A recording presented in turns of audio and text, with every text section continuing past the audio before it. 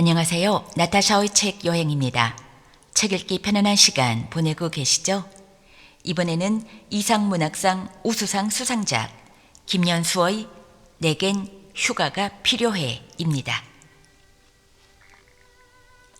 그날 자료실 열람 시간이 모두 끝난 뒤 직원들은 다음 날부터 시작되는 여름 독서 교실을 준비하기 위해 3층 강의실로 모였다. 해마다 관내 초등학교 5학년생을 대상으로 닷새간 실시하는 여름 독서 교실이 성공적으로 끝나야 직원들도 홀가분한 마음으로 여름 휴가를 떠날 수 있었다. 올해는 도서관장이 직급이 낮은 직원부터 휴가 기간을 정해서 보고하라고 지시한 까닭에 여름 휴가를 둘러싸고 직원들 사이에 약간 소란이 일었다. 남쪽 바다를 바라보고 언덕배기에 서 있는 3층짜리 도서관에 항상 사람이 지키고 있어야만 하는 자료실은 일반 자료실, 어린이 자료실, 디지털 자료실 등 모두 3곳이었다. 그런데 직원은 사서직 4명, 행정직 1명, 기능직 3명 등 모두 8명이었다. 7월 28일에 여름 독서 교실이 끝나고 그 다음 주부터 일주일에 2사람씩, 그것도 낮은 직급 순으로 휴가를 떠난다면 나이 많은 직원들은 8월 말이나 되어야지 순분이 돌아온다는 얘기였다. 고참 직원일수록 아이들의 방학 기간에 맞춰 휴가 기간을 잡아야만 하는데 도서관장은 그런 사정을 이해하지 않았다. 일이 이렇게 돌아간다면 미혼 직원들이 자진해서 휴가 일정을 조금 늦게 잡으면 좋으련만 그들 쪽에서도 저마다 사정이 있는지 서로 눈치만 살필 뿐 가타부타 말이 없어 하는 수 없이 도서관의 살림꾼인 사서 7급 최가 총대를 맸다. 최는 기능 10급 강 등 미혼 직원들을 독서교실 강의실에 모아놓고 합리적으로 휴가 기간을 선택하라고 잘 타일렀다. 하지만 그 말투가 워낙 공격적이라 최의 말이 끝나기도 전에 직원들의 얼굴이 굳어졌다. 이런 연유로 3355 근처 식당에서 저녁을 먹는 내내 서로 이야기가 긋도는 등 직원들 사이에 미묘한 감정의 엇갈림이 느껴졌다. 분위기가 좀 어색했는지 독서교실 강의실로 돌아오던 중 누군가가 며칠 동안 모습이 보이지 않던 그 노인이 시에서 차로 10여 분 거리에 있는 관광단지 옆 해변에서 사체로 발견됐다는 빅뉴스를 전했다. 그 소식은 이내 강의실에서 여름 독서교실에 찾아올 아이들에게 나눠줄 유인물과 책자를 정리하던 강에게도 전해졌다. 강은 프린터로 뽑은 유인물을 3장씩 모아 스테이플러로 천천히 찍던 일을 멈췄다. 도서관에 차츰 출근하던 날부터 강은 노인에 대한 이야기를 들었다. 노인은 도서관의 전설과도 같은 사람이었다. 그 노인이 도서관에 나타난 것은 10여 년 전의 일이었다고 했다. 그때는 바코드 프린트도 스캐너도 없었기 때문에 폐가식 관내 대출로만 자료실을 운영했다. 서명 저자명이 가나다 순으로 배치된 목록 카드함을 뒤져가며 대출하고자 하는 책의 도서 카드를 찾아내 대출 신청서에 청구 기호를 적어 대출대에 제출하면 직원들이 그 책을 찾아오는 시기였다. 언제부터인가 그 노인은 도서관을 찾는 사람들 중에서 가장 먼저 대출 신청서를 내미는 사람이 됐다. 아, 그때는 아직 머리칼도 하얗게 새기 전이었으니까 노인이라고 부를 수는 없으니 그라고 해야겠다.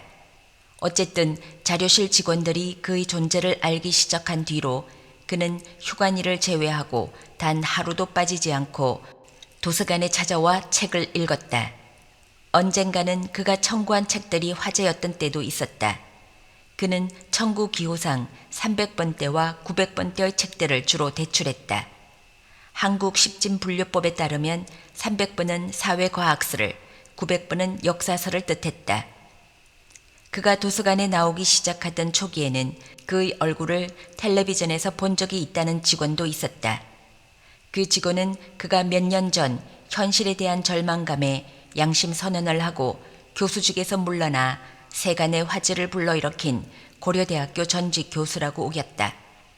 하지만 다른 직원이 이내 서가에서 그 전직 교수의 책을 찾아왔고 다 함께 책에 실린 저자 사진과 열람실에 앉아있는 그의 얼굴을 직접 대조해 본 뒤에야 그 직원들 둘 사이의 공통점이라고는 머리를 짧게 깎았다는 사실뿐이라고 인정했다. 그렇긴 해도 그가 서울에서 내려온 교수나 학자일이라는 점만은 직원들의 공통된 추측이었다. 자세한 사정은 알 수 없지만 아마도 그 고려대학교 교수처럼 정치적인 문제로 학교에서 물러난 뒤 바닷가에 자리 잡은 한적한 도서관에서 연구서를 집필하는 중인지도 모른다고 다들 생각했다. 하지만 그 생각도 틀렸다. 1년이 지나고 2년이 지나도록 그는 서울로 돌아가지 않고 계속 도서관에 나왔다. 김영삼과 김대중이 차례로 대통령이 되는 동안에도 그는 여전히 아침이면 일반 자료실 입구 옆 원탁에 앉아 300번대와 900번대의 책을 읽었다. 후에 도서관 직원들과 조금씩 안면이 트이고 대화가 이루어지면서 그가 왜 날마다 도서관에 나와서 책을 읽는지 그 이유가 밝혀졌다. 직원들의 이야기를 종합해보니 그는 학자도 교수도 아니었다. 그는 전직 형사였다. 늘 머리를 짧게 깎고 다닌 이유도 형사 시절의 습성이 남아 있어서였다. 45살이 될 때까지 경찰청에서 근무한 그는 수배자를 검거하기 위해 전라남도 완도군 신지도에 출장을 나섰다가 그만 무인도에 고립되고 말았다. 도시에서 온 다른 낚시꾼들과 함께 배를 한 척 빌려 신지도 인근 무인도로 들어갔다가 벌어진 일이었다.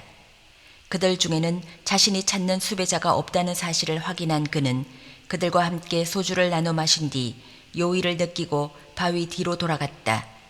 파도가 밀려왔다가 밀려갔다. 오줌을 다 누고 그는 잠시 바위에 앉아서 파도를 바라봤다.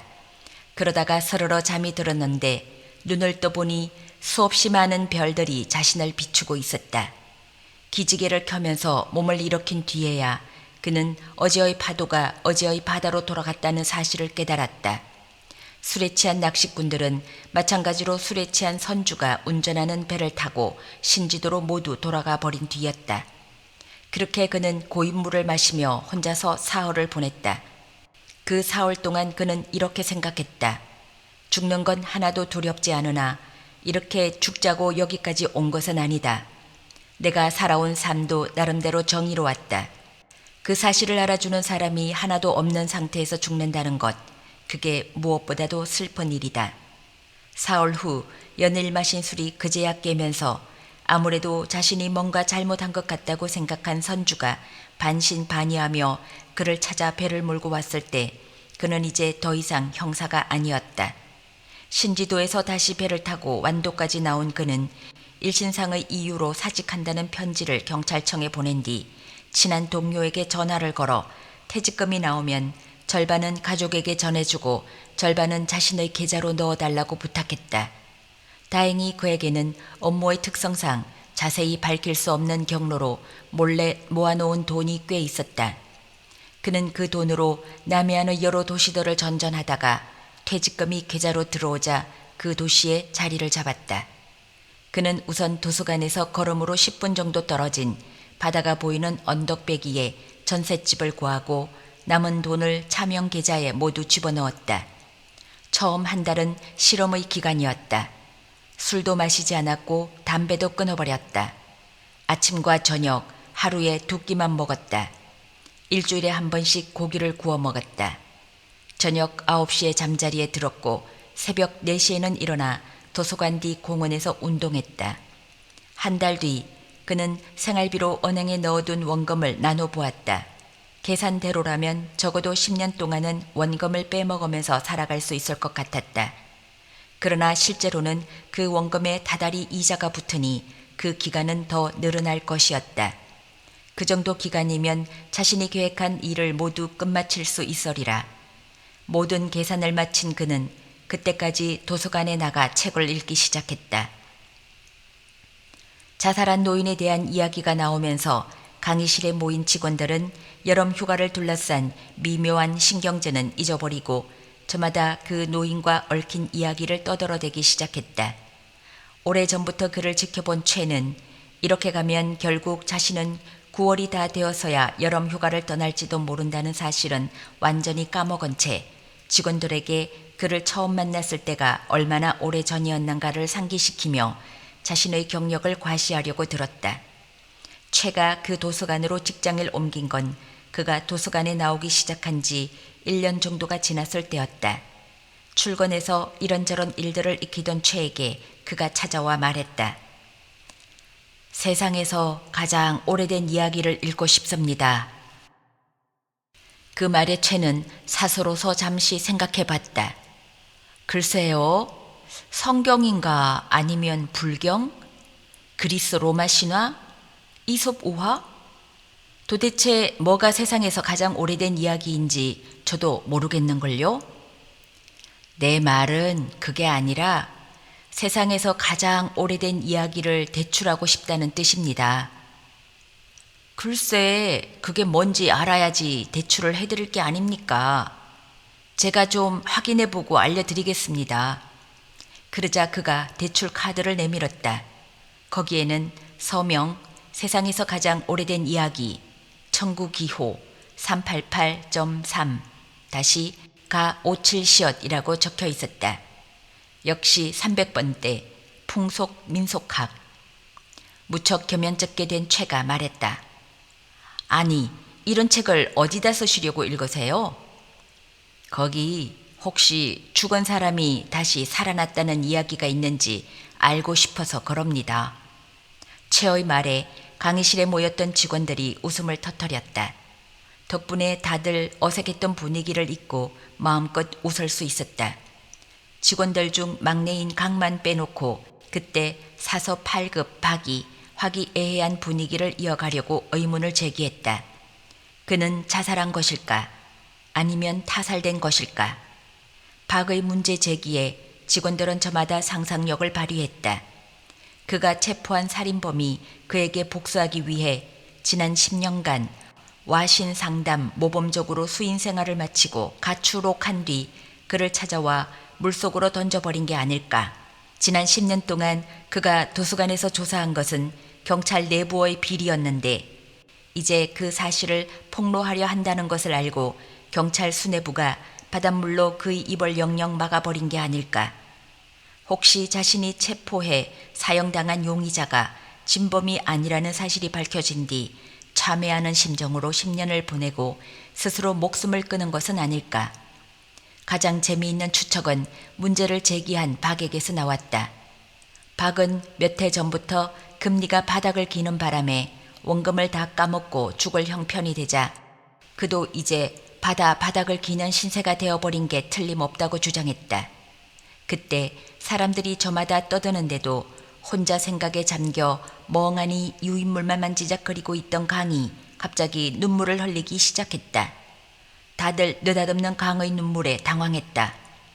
어라? 너 우니? 네가 왜 우는 거니? 강의 얼굴을 보자마자 다시 휴가건이 떠올라 기분이 불쾌해진 채가 쏘아붙였다. 한 번 눈물을 주르르 흘린 강은 이제 코를 훌쩍일 뿐 아무런 대꾸도 없었다. 순식간에 마스카라가 번진 강의 얼굴은 보기 흉했다. 둘 사이에 흐르는 긴장감으로 왁자지껄하던 분위기는 다시 어색해지기 시작했다. 말을 해봐. 얘, 네가 지금 왜 우는 거니? 왜, 억울하니? 채가 싸늘한 목소리로 다시 물었다. 그러자 다시 울먹울먹 강이 말했다. 저는 좀 쉬어야겠어요. 쉬어야겠다고요. 그 말과 함께 다시 울음이 터진 강은 자리에서 벌떡 일어나 강의실 밖으로 뛰쳐나갔다. 채는 벌어진 입을 다물 수 없었다. 세상에, 오마이갓, 빌어먹을 놈의 여름 휴가. 다음 날 도서관으로 그의 아들이라는 남자가 찾아왔다. 10여 년째 행방불명이던 아버지가 남해안의 해변에서 사체로 발견됐다는 소식을 전해 들은 아들은 망설임 끝에 그래도 유품은 정리해야겠다는 생각으로 그 도시를 찾았을 뿐 애당초 자신과 어머니를 버리고 비겁하게 사라진 아버지의 진실 따위는 알고 싶지 않았다. 하지만 아버지가 살던 집에서 하룻밤을 보낸 뒤 아들의 생각은 바뀌었다. 그 이유는 이웃들에게 아버지가 10년 동안 휴관일을 제외하고는 하루도 빼먹지 않고 도서관을 찾아가 책을 읽었다는 말을 전해 들었기 때문이기도 했지만 한편으로는 그 집에서 본 점퍼 때문이기도 했다. 그 집은 한국 전쟁 당시 북쪽에서 밀려 내려온 피난민들이 임시로 지은 바라크 집들 사이로 자연스럽게 형성된 골목 옆 축대 위에 앉아 있었다. 세월이 흐르면서 그때의 바라크 집들은 기와집이나 함석집 혹은 양철집으로 바뀌었지만 골목의 형태만은 그대로 남아 있었다. 여러 번 시멘트를 더 씌운 흔적이 남아있는 계단을 밟고 올라가 군데군데 군청색 페인트 칠이 벗겨진 철제 대문을 열고 들어가면 바깥에서 볼 때와 달리 의외로 나지막한 담장을 따라 해바라기, 파초 등 관상용 식물을 심어놓은 손바닥만한 화단이 역시 시멘트를 발라놓은 마당 한쪽에 자리 잡고 있었다. 푸른색 함석 지붕 아래 널판지로 조악하게 짜맞춘 마루에 앉아 낮은 담장 너머를 굽어보면 섬들 사이로 남쪽 바다가 보였다. 그 아름다운 남쪽 바다는 방 안의 창문을 통해서도 내다볼 수 있었다.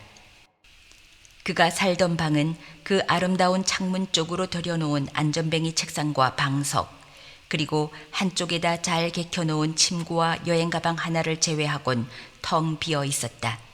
수행자의 방이라고 해도 그보다는 정감이 넘칠 것 같았다. 떠나고자 하는 마음만 먹는다면 자다가도 떠날 수 있도록 모든 준비를 마쳐놓은 그런 방이었다. 그 베이지색 점퍼는 벽에 박힌 못에 걸려 있었다.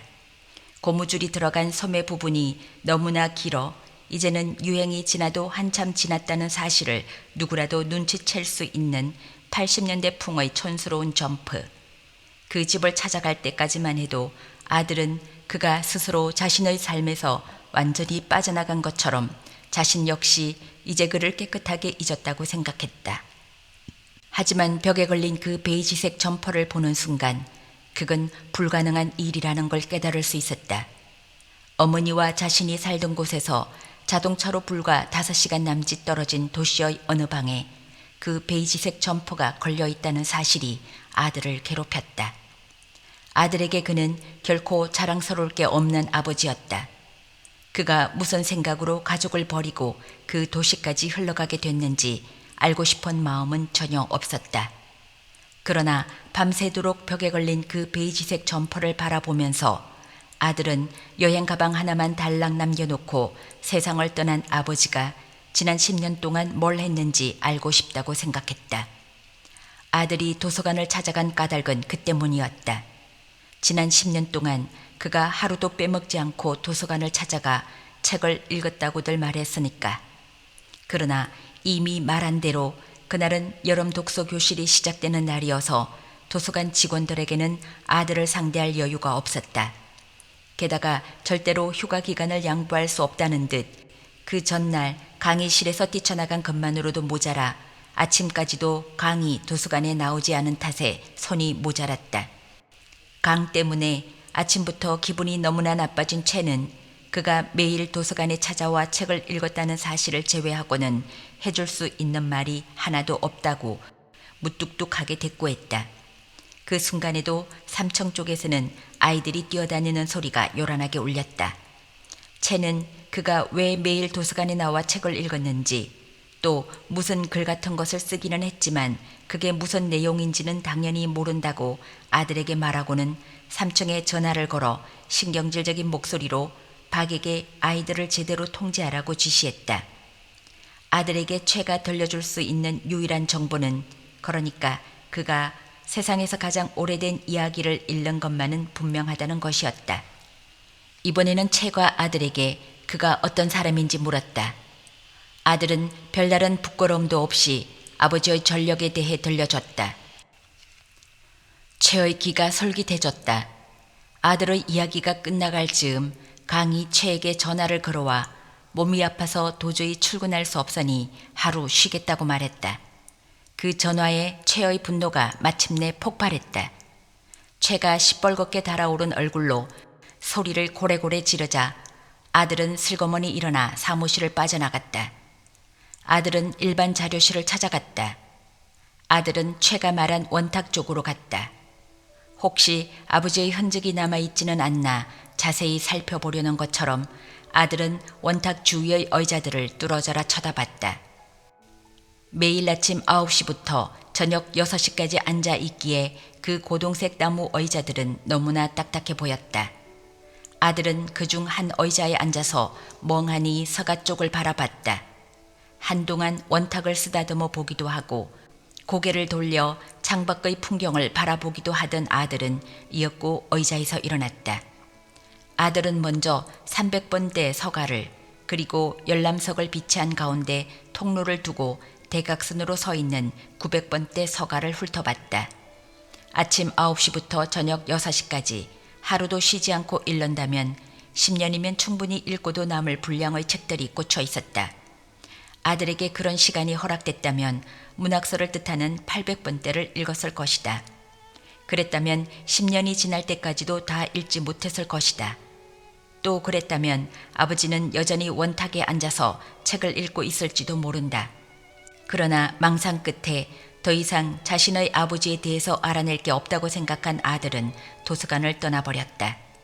그날 퇴근하는 직원들에게 최는 아침에 도서관을 찾아온 그의 아들에게서 정말 흥미진진한 이야기를 들었으니 듣고 싶은 사람은 길 건너 호프집으로 찾아오라고 말했다. 여름 독서교실을 준비하느라 전날도 늦도록 야근한 탓에 직원들은 이야기를 듣고 싶지도 술을 마시고 싶지도 않았지만 휴가 문제로 신경전을 벌이다가 결국 결근한 강 때문에 하루 종일 최의 심기가 불편했다는 사실을 알고 있었으므로 울며 겨자 먹기가 아니라 울며 맥주 마시기를 해야만 했다. 10년이 지나도록 제 아버지가 어디서 무엇을 하는지 알지 못했던 아들에게서 들을 만한 이야기가 있겠냐마는 핑계 없는 무덤이 없다더니 최가 들은 이야기는 길고도 길어 도무지 술자리가 끝날 기미가 보이지 않았다. 젠장, 빌어먹을 놈의 여름 휴가. 그러니까 아들이 고등학교 2학년이던 해 가을에 그는 증발해버렸다. 먼저 흘러간 그 해의 다른 나날들과 하나도 다를 바 없는 평범한 아침이었다. 상 앞에 앉아 신문을 읽으며 아침을 먹은 뒤 아내가 새로 사온 베이지색 점퍼 차림으로 그는 대문을 나섰다. 가을비가 떨어지던 그날 밤 그는 끝내 돌아오지 않았다. 그가 집으로 전화를 걸어온 것은 다음 날 새벽이었다. 그는 잠에서 덜 깬 아내에게 갑작스레 며칠 출장을 가게 됐다고 설명했다. 아내는 그가 속옷도 챙기지 못한 채 출장을 떠나게 된 것을 안타까워했을 뿐 행선지도 일정도 묻지 않았다. 도경찰청 대공과로 정건하기 전에도 갑작스러운 출장은 여러 차례 있었으니까. 그렇긴 해도 출장 중에 집으로 전화하는 일은 빼먹지 않던 사람이라 큰 걱정은 없었다. 물론 전화의 내용이라는 건 간단했다. 집에는 별일이 없느냐? 별일이 없다. 나는 잘 있다. 밥을 꼭 챙겨 먹어라. 하지만 이번에는 그런 전화가 없었다. 대신에 신문 기자라며 그를 찾는 전화가 서너 번 걸려왔을 뿐이었다. 그가 출장을 떠난 지 사흘이 지나자 아내는 불길한 예감에 사로잡혔다. 아내는 도경찰청으로 전화를 걸었다. 몇 번의 연결을 거쳐서 전화를 받은 남자는 도경찰청에는 그런 사람이 없으니 다른 곳으로 전화하라고 말했다. 아내로서는 어안이 벙벙할 따름이었다. 아내는 어쩌면 전화를 받은 사람은 남편이 자신과 같은 곳에서 근무한다는 사실을 모를 수도 있다고 생각했다. 아내의 생각은 반쯤은 맞고 반쯤은 틀렸다. 그가 도경찰청에서 근무하는 것은 사실이었으나 좌익 사범을 담당하는 대공사과는 분실의 형태로 청사 외부에 나가 있었다. 전화상으로 신분을 확인하는 등 몇 번의 절차를 거쳐 아내는 간신히 양정물산이라는 회사의 전화번호를 얻게 됐다. 양정물산이 그의 실체 근무처였다. 전화로 연결된 그의 직속 상관이라는 김상무는 그를 고형사라고도 고경이라고도 부르지 않고 다만 고부장이라고만 호칭했다. 김상무는 벌써 일주일이 넘도록 그가 무단 결근 중이라서 회사에서도 다들 걱정하던 참이었다고 말하더니 무단 결근이 계속되면 인사상의 불이익을 받을 수밖에 없음을 암시했다. 본능적으로 남편에게 심각한 문제가 발생했다는 사실을 눈치챈 아내는 부하 직원이 일주일 넘게 무단 결근을 해 걱정하던 참이었다면 왜 단 한 번도 집으로 연락해보지 않았느냐고 따져 물었다. 김상무는 양정물산이 특수조직이라는 점을 유념해 달라고 대답했다.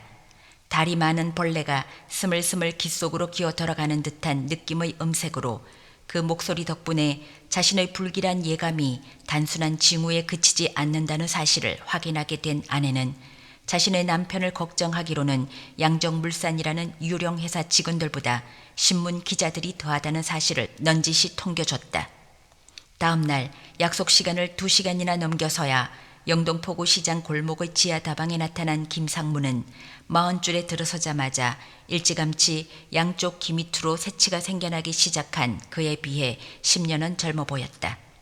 김상무는 한청 격렬해지는 학생 시위 때문에 회사의 업무량이 폭주해 시간을 내기가 아주 어렵다며 구차하게 변명하더니 혹시 최근 들어 그가 이상한 행동을 하지 않았느냐고 그의 아내에게 물었다. 그의 아내는 학생 시위 때문에 바쁘다니 양정물산이 체루탄을 만드는 회사인지 못하는 회사인지는 모르겠지만 그 회사에 다니기 시작하면서부터 남편이 조금 달라진 것은 사실이라고 말했다. 그러자 김상무는 바로 그 점이 문제였다고 지적하며 남편이 서툴게 일하는 바람에 지금 회사가 큰 위기에 몰렸는데 그 때문에 남편이 책임을 회피하려고 잠적한 것으로 보인다고 말했다. 남편이 저지른 잘못이 뭐냐고 그의 아내가 물었지만 김상무는 불도그처럼 얼굴만 잔뜩 찌푸릴 뿐 대답이 없었다. 사모님, 이 세상에는 세 종류의 파리가 있는데 라며 입을 다물고 있던 김상무가 느릿느릿 말했다. 하나는 더러운 날파리, 그 다음으로는 더 더러운 똥파리. 하지만 그 중에서도 제일 더러운 파리는 신문 기자 새끼들이지요. 지금 댁의 바깥 양반께서 싸질러 놓은 똥덩어리로 그 파리 새끼들이 지들도 한 주둥아리 들이밀자고 꼬여드는 중입니다. 그 파리 새끼들을 만나면 가능한 한 똥 본 듯이 피해 다니세요. 그러면 바깥 양반은 곧 돌아옵니다. 안 그러면... 김상무는 말을 끊었다. 아내는 남편의 생사 여탈이 김상무의 그 입에 달려있는 양 바라봤다. 똥 싼 게 다 드러나잖아요. 온 세상에 말입니다. 생각해 보세요. 사모님도 그걸 바라는 건 아니지 않습니까? 저희가 다 알아서 할 테니까 일단은 집으로 돌아가세요. 댁의 남편은 지금 무단 결근 중이에요. 그 파리 새끼들이 어디 갔느냐고 물어보면 바람나서 도망쳤다고 그러세요. 뭐 어때요? 차라리 그랬다면 얼마나 좋겠습니까? 그런 일로 도망갔다면 내가 그 입에 뽀뽀를 하라고 해도 골백 번은 했을 겁니다. 그가 도대체 얼마나 큰 똥을 싼 것인지는 모르지만 집으로 돌아가자마자 김상무의 말처럼 신문 기자들은 쉴 새 없이 전화를 걸어와 그의 행방을 물었다. 그 어떤 전화에도 아내가 완강하게 입을 열지 않자 신문 기자들이 그녀를 다그쳤다. 이렇게 숨겨둔다고 해서 모든 일이 해결되는 게 아니에요. 댁의 남편이 양정물산 핵심 인물이 아니라는 걸 우리는 다 알고 있습니다. 지금 나라가 뒤집히려고 하는데 양정물산에서는 상대적으로 얼굴이 덜 알려진 댁의 남편에게 그 모든 똥물을 다 뒤집어 씌우려고 하는 중이라고요. 아니, 집에 텔레비전도 없습니까? 양정물산에 들어갔던 학생 하나가 죽어서 나왔단 말입니다. 남편이 어디 있는지만 말해주면 우리가 그 사람을 보호해 줄 수 있습니다. 그러니까 부세요. 아니, 바람을 불라는 게 아니고요. 뭐라고요? 누구랑 바람이 났다고요? 김상무? 김상무가 누구예요? 아니, 이 아줌마가? 정말 남편 죽는 걸 보고 싶어서 환장을 한 거야 뭐야? 그제야 김상무가 말한 똥이며 신문 기자들이 말한 똥물이 무엇을 뜻하는지 확실하게 알게 된 그의 아내는 전화 코드를 뽑아버리고 텔레비전을 내다버린 뒤 어떤 사람이 찾아와도 문을 열어주지 않았다. 그 대문 너머에서는 학생을 물고문한 경찰관은 단 한 명으로 그의 단독 범행임이 밝혀졌으나 사건 발생 직후에 잠적해 전국에 수배령을 내렸다는 경찰 특별조사단의 대단히 특별한 발표를 다들 비웃느라 정신이 없었지만 그의 아내는 그런저런 세상사에 아무런 관심이 없었다. 밤낮으로 그의 아내가 생각한 것은 오직 남편이 입고 나간 점퍼의 색깔뿐이었다. 그 색깔이 도통 기억나지 않았다. 그건 너무나 평범한 베이지색이어서 남편이 그 점퍼를 입고 10m 앞에 서 있다고 하더라도 그녀로서는 알아볼 재간이 없을 것만 같았다. 게다가 그 홀겹 점퍼로 이제 다가올 겨울을 어떻게 넘긴단 말인가. 아무리 생각해도 다가올 겨울이 걱정돼 견딜 수 없었던 그의 아내는 김상무를 수소문했다. 몇 번의 시도 끝에 그녀는 가까스로 김상무와 통화할 수 있었다. 그의 아내가 뭐라고 말하기도 전에 김상무는 며칠 전에 그의 사직서가 도착해 이미 수리됐으니 더 이상 회사로는 전화하지 말라고 했다.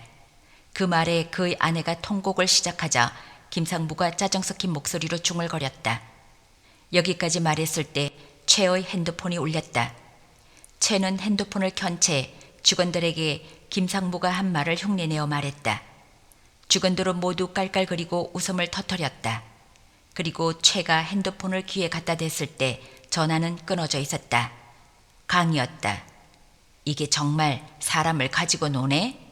휴가와 결건 문제로 다시 기분이 언짢아진 최가 강에게 전화를 걸었지만 이번에는 강이 전화를 받지 않았다. 그날 아침이었다.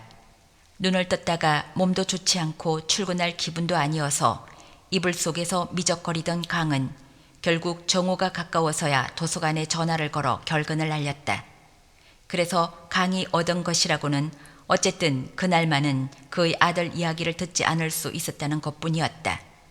채와의 전화통화는 두 번 다시 생각하기 싫을 만큼 끔찍스러웠다. 하필이면 여름 독서교실 첫날 자신이 결건했으니 이런저런 잡무를 처리할 사람이 없어서 곤란하겠다는 사실은 잘 알겠지만 아무리 그래도 그렇지 어떻게 아프다는 동료에게 그럴 수가 있을까? 늘 이기적으로 굴면서 동료들을 힘들게 한다고? 좋다. 정신은 어디다가 놓고 다니는지 뭐 하나 제대로 하는 일 없이 문제만 일으킨다고? 그것도 좋다. 하지만 아직 결혼도 하지 않은 여자에게 남자만 보면 실실거리며 꼬리를 흔들어대는 주제라니. 이번에는 또 어떤 놈팡이가 걸려들었는지 모르지만 한여름에 휴가 가려는 그 음흉한 속을 다 아니까 똑바로 처신하라니. 이럴 줄 알았다면 몸이 힘들더라도 도서관에 나갈 걸 괜히 하루 쉬겠다고 말하는 바람에 속만 더 아프게 됐다고 생각했다. 강은 혼자 이불을 뒤집어 쓰고 한참 울었다. 그렇게 자다가 깨다가 울다가 자다가 저녁 무렵에 깨어난 강은 천근만근 무거운 몸을 일으켜 밥을 지어 먹었다. 따뜻한 밥이 들어가니 조금 기운이 났다. 그러자 최가 그렇게 나쁜 사람만은 아닐 거라는 생각도 들고 모든 일을 사실대로 말하면 그녀도 자신을 이해할 것이라는 생각도 들었다. 왜 전날 자신이 울면서 강희 씨를 박차고 나갈 수밖에 없었는지, 또 왜 그날 출근도 못할 정도로 아팠는지. 강은 핸드폰 주소록에서 최의 전화번호를 검색한 뒤 통화 버튼을 눌렀다. 전화벨이 울리기 시작했다. 모든 건 강에게만 일이 몰렸기 때문이었다. 신규 대출정을 발급하는 일에서부터 대출과 반납을 접수하고 연체 도서를 관리하는 일은 물론이고 빛의 희망 도서 목록을 정리하고 신착 자료 목록을 게시판에 붙이는 등의 일까지 일반 자료실의 대출과 관련한 온갖 자빌은 모두 강의 담당이었다. 도서관에서 일한다면 최처럼 커피나 홀짝이며 읽고 싶은 책이나 읽는 줄 알았지 하루 종일 대출대에 꼼짝도 하지 못한 채 앉아서는 사람들을 올려다보며 앵무새처럼 반납일은 다음 달 6일까지입니다 라고 되뇌고 있을 줄이야 누가 상상이나 했겠는가. 도서관 입구의 무인 반납함에서 간밤에 반납된 도서들을 들고 올라와 다시 서가에 꽂는 일은 책도 많지 않고 그래도 아침이라 좀 느긋한 마음으로 할 수 있었지만 폐관이 가까울 무렵 낮 동안 반납된 도서와 열람석 여기저기 흩어진 도서를 다시 서가에 꽂는 일은 늘 조급하기만 했다. 저녁에 약속이라도 있는 날에는 저자 기호까지 맞춰서 책을 꽂는 게 너무 힘들어 대충 분류 기호만 맞게 꽂아준 적도 많았다. 웬만한 사서들도 저자 기호까지 완벽하게 맞춰서 책을 꽂는 일은 드물지만 그래도 저자의 이름 두 번째 글자를 기호화한 가운데 숫자 부분까지는 맞춰놓는다. 그런데 강은 저자 기호를 무시하고 그냥 분류 기호만으로 꽂아뒀으니 일반인들은 잘 모르겠지만 서가에 대해서 좀 아는 사람이라면 보기 흉하다고 할 정도로 엉망이 돼버렸다. 서가가 점점 엉망이 되어간다는 사실을 가장 먼저 알아차린 사람이 바로 그였다. 비록 분류 기호나 저자 기호 같은 것은 제대로 알지 못했지만 그는 그 도서관의 서가에 꽂힌 책의 위치는 다 알고 있었다. 게다가 그는 다가오는 휴관일이 전 직원이 나서서 서가를 정리하는 정기 세부 배가 작업일이라는 사실도 알고 있었다. 그날 강은 늦도록 저자 기호가 뒤죽박죽 뒤섞인 책들을 정리하느라 끙끙대야만 했다. 아마도 그가 아니었다면 그날 강은 집에 돌아갈 수도 없었을 것이다. 그가 전적으로 기억에 의존해 책들을 제자리에 꽂았는데 청구 기호를 따져가며 확인해 보면 과연 정확한 자리에 꽂혀 있어서 강으로서는 감탄을 금할 수 없었다. 그렇게 해서 강은 그와 함께 책을 정리하면서 많은 이야기를 나눌 수 있었다. 처음에는 책에 대한 이야기부터 시작했다. 그는 책에서 읽은 것들을 꼭 자신이 겪은 일처럼 들려주는 비상한 재주를 지녔다. 도서관 직원들은 그가 300분대와 900분대의 책만 읽는다고 생각했지만 사실은 800번대의 문학서나 600번대의 예술서는 물론 100번대의 철학서나 400번대의 과학서, 심지어는 500번대의 기술서까지도 섭렵하고 있었다. 따라서 동서고금의 문학과 예술과 화학과 철학을 다룬 책들의 주옥 같은 내용들이 그의 입에서 흘러나왔다. 저도 선생님처럼 그렇게 하루 종일 책만 읽는 게 소원이에요. 선생님처럼 살면 얼마나 행복할까요? 서가 정리를 마치고 도서관에서 내려오는 길에 강의 말에 그는 씁쓸하게 웃으며 대답했다. 맞아요. 10년 동안 하루도 빼놓지 않고 저는 그렇게 책만 읽었습니다. 이제는 이 도서관에 있는 책은 거의 다 읽은 것 같습니다. 떠날 때가 됐죠. 그런데 이상한 일입니다. 처음에는 그렇지 않았는데 책을 읽으면 읽을수록 제 인생은 오히려 더 불행해졌습니다. 지금 생각하면 차라리 읽지 말 것을 그랬습니다. 선생님처럼 돈이나 가족 걱정하지 않고 하루 종일 마음껏 책만 읽는데 왜 불행해져요? 하하하, 말하자면 긴 이야기인데 어디 가서 맥주나 마시면서 얘기할까요? 두 사람은 택시를 타고 도서관에서 10여 분 거리에 있는 관광단지의 호텔 바로 갔다. 피아노 연주가 울려 퍼지는 바에 앉아 있으니 밤바다가 보였다. 검은 밤 안에서 검은 물결이 출렁거렸다. 서로 감명 깊게 읽은 책에 대해 맞장구를 치면서 얘기하는 동안 테이블 위의 빈 술병은 늘어만 갔다. 점점 말수가 줄어든 그가 출렁거리는 검은 물결을 바라보는 일이 잦아졌다. 밤바다를 바라보며 자신의 인생에도 한 번쯤은 진실된 순간이 있어야 하지 않겠는가 생각했다. 그는 천천히 입을 열어 자신이 강력반 형사로 일하던 시절의 에피소드들을 강에게 들려줬다. 예컨대 요즘은 많이 달라졌겠지만 자신이 강력반에서 근무하던 7, 80년대까지만 해도 살인사건의 피해자들이 죽어가는 순간에 마지막으로 보게 되는 얼굴은 자신이 잘 알던 얼굴이라는 둥, 살인자가 피해자보다 훨씬 힘이 센 경우에는 외상이 잘 보이지 않지만 살인자가 피해자보다 힘이 약한 경우에는 오히려 끔찍할 정도로 난자하는 경우가 많은데 이는 힘이 센 피해자가 다시 살아날까봐 두려워하기 때문이라는 둥, 교살, 즉 목이 졸려 질식사된 사체는 대부분 월등하게 힘이 센 상대에게 당한 경우라는 둥, 강으로서는 처음 들어보는 이야기들이 많았다. 교사를 설명하면서 그는 두 손으로 강의 목덜미를 만지기까지 했는데도 강은 그 손길에 별다른 반감을 보이지 않았다. 그때쯤에는 강은 어느 정도 취해버렸기 때문이었다. 그는 형사로 생활하면서 겪은 것 중에서 지금도 잊혀지지 않는 눈빛이 하나 있는데 사실은 신지도 근처의 무인도에서 경찰을 그만두고 도서관에서 책을 읽으며 지내야겠다고 결심한 까닭도 그 눈빛 때문이라고 틀어놓았다. 서로 한 번도 만나본 일이 없었고 또 앞으로도 만날 일이 없는 그 눈빛. 하지만 이제 그 눈빛을 자신의 눈에서 털어낼 수 없게 된 그와 마찬가지로 무덤까지 그의 모습을 가져갔을 그 눈동자. 그게 누구의 눈빛이었는데요? 강의 물음에 어느새 옆자리로 와 그녀의 손을 매만지던 그가 화들짝 놀랐다. 대학생이었습니다. 미모의 대학생? 강이 팔꿈치로 그의 가슴을 툭 쳤다. 맞구나. 그러니까 그 여대생하고 사랑에 빠져서 가족을 버리고 여기까지 도망쳐 온 거군요. 그 여학생은 어떻게 됐나요? 죽었나요? 저는 그 눈빛을 잊기 위해 도서관에서 책을 읽기 시작했습니다. 처음에는 자료를 모아서 책을 쓸 작정이었어요. 올바른 가치관을 담아서 우리나라의 역사를 제대로 한번 써보자는 생각이었습니다. 이 나라를 지키기 위해 피와 땀을 흘린 사람들의 역사를. 그때는 모든 게 잘못됐다고 생각했습니다.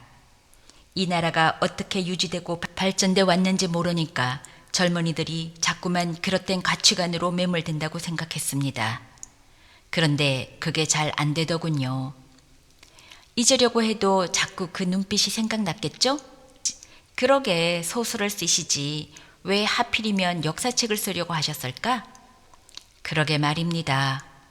왜 하필이면 그 눈동자가 마지막으로 본 사람이 나여야만 했는지 아직도 고통스러울 따름입니다. 그때까지 우리는 서로 한 번도 만나본 일이 없는데도 말입니다. 그는 한숨을 내쉬었다. 도피 생활 중에 자신의 행위에 대한 정당성을 밝히는 책을 쓴 뒤 당당히 검찰에 출두하겠다던 계획은 도서관에 틀어박힌 지 1년 만에 숲으로 돌아갔다. 서가를 가득 메운 책들과 마음만 먹는다면 그 책들을 다 읽을 수 있을 만큼 길었던 시간 때문이었다. 책들 속에는 참으로 다양한 인생의 행로를 겪는 수많은 사람들의 이야기가 나왔다. 그들은 인생의 굴곡을 거칠 때마다 거품처럼 일어나는 여러 감정들로 인해 원치 않은 다른 인생 속으로 빠져들었으나 그래도 그들이 자살하지 않은 까닭은 단순한 문장들 때문이었다. 그가 책에서 발견한 것과 같은 내게는 꿈이 있습니다 라든가 우리는 행복하게 살아갈 권리가 있다 등의. 그게 역사서든 과학서든 철학서든 1년 동안 닥치는 대로 책을 읽은 뒤 그가 알게 된 건 진리는 그처럼 단순했다. 그 다음에는 정신없이 살아가느라 그걸 몰랐을 뿐이었다. 그럴 때면 어김없이 그 대학생의 눈빛이 떠올랐다. 그 눈빛에도 꿈이 있었을 것이고 행복하게 살아갈 권리가 있었을 것이다. 그의 말이 옳았다. 책을 읽는 게 아니었다. 그는 도경찰청 대공사과로 전건 가면서부터 자신의 인생이 잘못되기 시작했다는 사실을 서서히 깨달았다. 1년이 지난 뒤부터는 오직 고통, 순수한 고통만이 존재했다. 그 고통을 이기기 위해 그는 다른 책을, 더 많은 책을 펼쳐 읽었다. 하지만 읽으면 읽을수록 고통은 커져만 갔다. 도서관에 있는 그 어떤 책을 덜쳐 거기 죽은 자가 다시 살아났다는 이야기는 없었다. 또 늙은 노인이 다시 젊어져 새로운 인생을 살아갔다는 이야기도 나오지 않았다. 어이없게도 삶은 단 한 번뿐이며 지나간 순간은 2번 다시 되풀이되지 않는다고 그 도서관에 있는 모든 책들은 말하고 있었다. 이제 죽는 그날까지 단 한순간도 그 눈빛을 잊는 건 불가능하다는 게 명백해지면서 그는 절망의 파도 속으로 휩쓸리기 시작했다. 그는 지푸라기라도 잡겠다는 심정으로 안간힘을 쓰면서 필사적으로 책을 읽었다. 도서관에는 그처럼 많은 책이 있으니 그 중에는 단 한 권뿐일지라도 자기 같은 인생도 이 세상에 필요했다고 말해주는 책이 있을 것 같았다. 그가 술을 다시 입에 대기 시작한 것은 그 도서관에 무슨 책이 어디에 꽂혀 있는지 다 알게 됐을 즈음이었다. 도서관이 문을 닫으면 귀신이나 살만한 그 방으로 돌아가는 대신에 혼자서 술집을 전전했다. 술에 취하면 그는 바닷가로 내려가 출렁거리는 그 검은 물결을 하염없이 바라봤다. 그 검은 물결 속으로 익사하기 위해 자신은 지난 10년 동안 매일 도서관을 찾아 책을 읽을 거라는 생각이 들었다. 그 10년 동안 혈액보다 염분 농도가 높은 바닷물이 그의 몸속으로 들어오기만을 기다리며 그리하여 그의 몸 안에 있던 모든 수분이 폐의 혈관으로 집중되고 마침내 폐 속의 모세 혈관들이 압력을 이기지 못해 터져나갈 때까지, 또한 마침내 폐에서 생긴 점액질이 입과 콧구멍 주변으로 빠져나오는 그 순간을 상상하며 그의 몸은 얼굴을 아래로 하고 팔다리를 들이운 채로 떠돌게 될 것이다. 물리를 떠도는 대부분의 사체가 그렇듯이 얼굴과 몸통, 상체와 손과 팔뚝과 장단지와 발에는 더 이상 심장으로 돌아갈 수 없는 피들이 고일 것이다. 지난 10년 동안 자신은 절망의 바닷속에서 그렇게 익사해 온 것이라고 믿으면서도 그는 마지막 순간에는 스스로 목을 조를 수 있기를 간절하게 소망했다. 그리하여 어느 아침 해변에서 발견된 자신의 사체를 부검했을 때 눈썹 주위나 입안에 질식으로 인한 일혈점을 발견할 수 있도록, 또한 그는 입을 벌리고 더 많은 물을, 가능한 한 많은 물을 폐속으로 받아들일 수 있기를 원했다. 죽은 자신의 폐 속에 그리고 혈액 속에 수많은 플랑크톤이 들어있다는 사실을 세상 모든 사람들이 알 수 있도록. 그러니까 10여 년 전 그가 욕조에 얼굴을 밀어넣어 죽인 그 학생의 몸에서 사람들이 발견한 흔적과 똑같이 오, 그때는 부디 저를 용서해 주십시오, 부디. 밤바다를 바라보던 그가 눈물을 흘리며 중얼거렸다. 강은 그의 손을 움켜잡았다.